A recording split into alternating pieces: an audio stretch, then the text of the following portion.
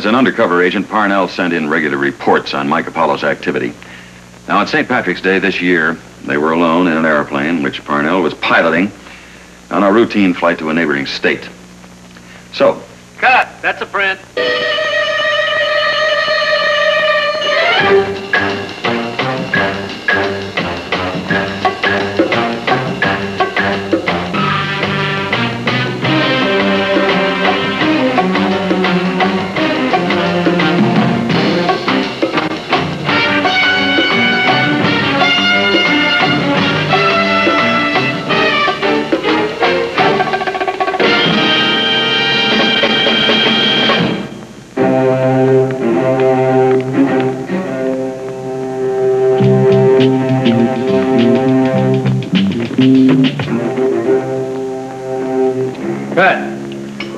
How is it for time?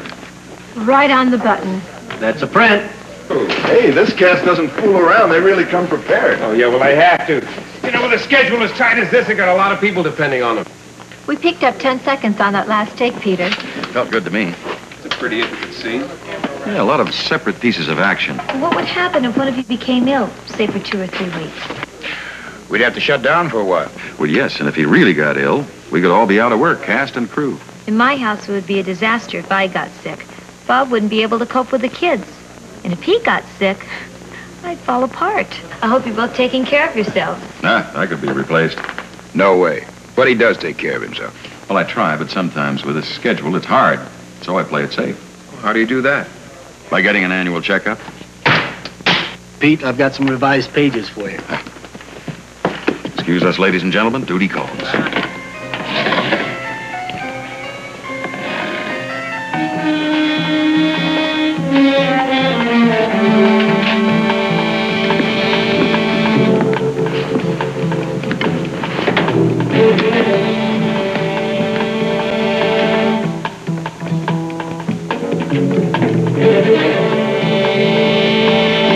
Cut.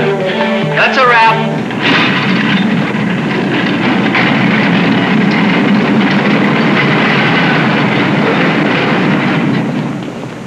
Hey, Pete. Left my briefcase in your car. Here it is. Yeah, thanks. You know, that cameraman's real good. Hey, yeah, he's fast, too. You know, we've been very lucky. Good crew, good actors. Yeah, no serious delays or problems. Mm-hmm. Except I never seem to be able to get enough time to see my kids. I know what you mean. Sometimes I think they see more of me on the tube than they do in person. You know, I'm just now finding time to take my car in to get the carburetor checked. Yeah, now listen, when's the last time you had a checkup? Oh, I don't know. Last time I bought some insurance a couple years ago. All right, now, Pete, let me tell you something. Don't worry. I made an appointment this morning. You really get a checkup every year, huh? Yeah, you better believe it. I figure I owe it to myself and my family and other people. Besides, you know, there's a great psychological lift in getting it all over with and knowing that everything is okay. Action.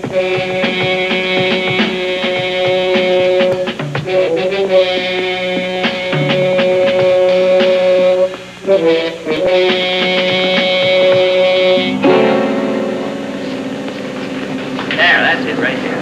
That's good. That's what we want. It's a simple set of procedures, but what a difference it can make to your life.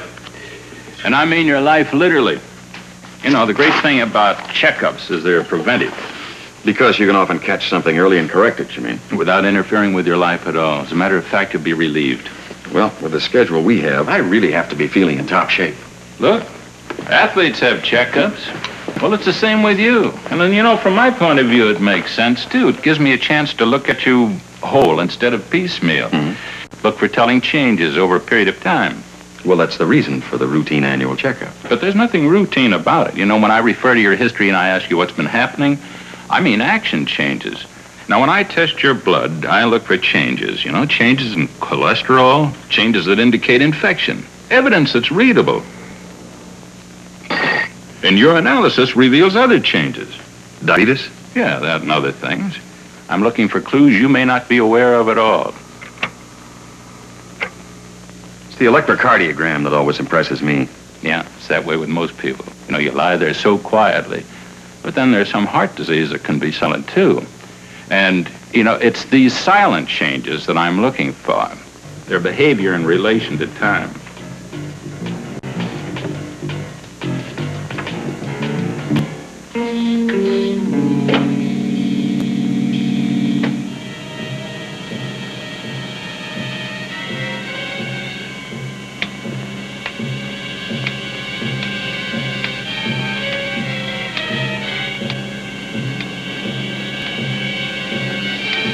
speaking of silent changes, we still have vision and timing.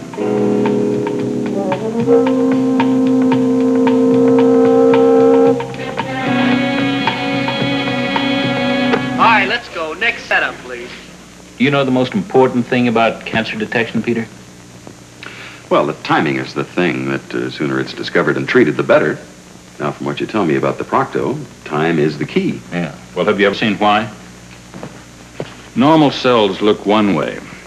Now, cancer cells are easy to recognize. They have a different look.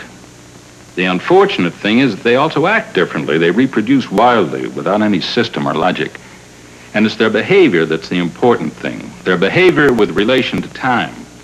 Now, there's a pattern they follow. You take cancer of the colon and rectum, for instance. Here's how it might begin, what we call cancer in situ. Now, let's say that this is a minute section of the colon or rectum wall.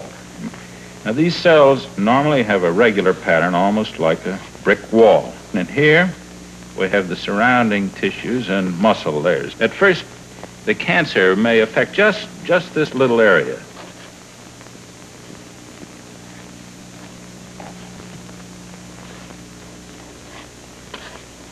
Something like this.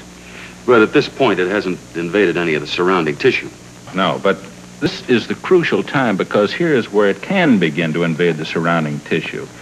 However, it is still highly controllable if we find it. Time is the important thing.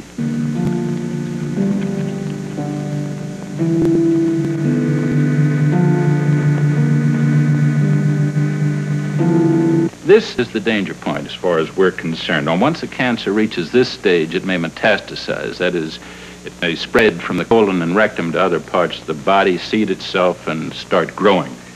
If we detect the cancer in time and treat it before it starts to spread, we can eliminate it with surgery, with radiation, and there are certain types of cancer we're discovering chemicals to be helpful. Your part is to come in for checkups. Time is the important thing.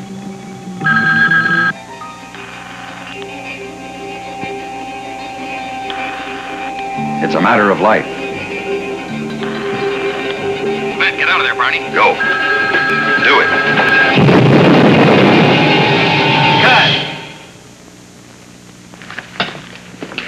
Did I match the action from the long shot, you know? It was perfect, Greg. You know, when I played the chief of police on a series for a couple of years, we were all aware of our responsibilities to one another. Health-wise, I mean. I'll call you next week about the tests. Everything here is fine. Great. See you again next year. Do it. It's a matter of life. Hell for amnesty. Do it. Do it. It's a matter of life.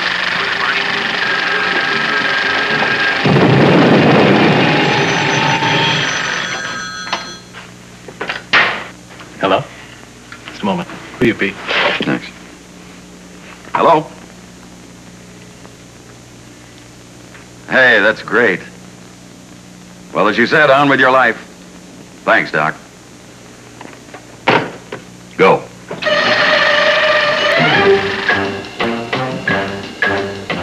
Timing is the thing.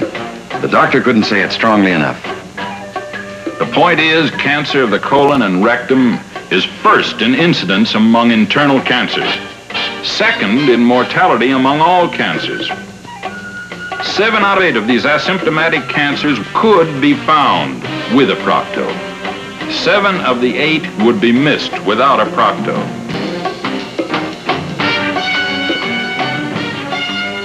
Do it. It's a matter of life.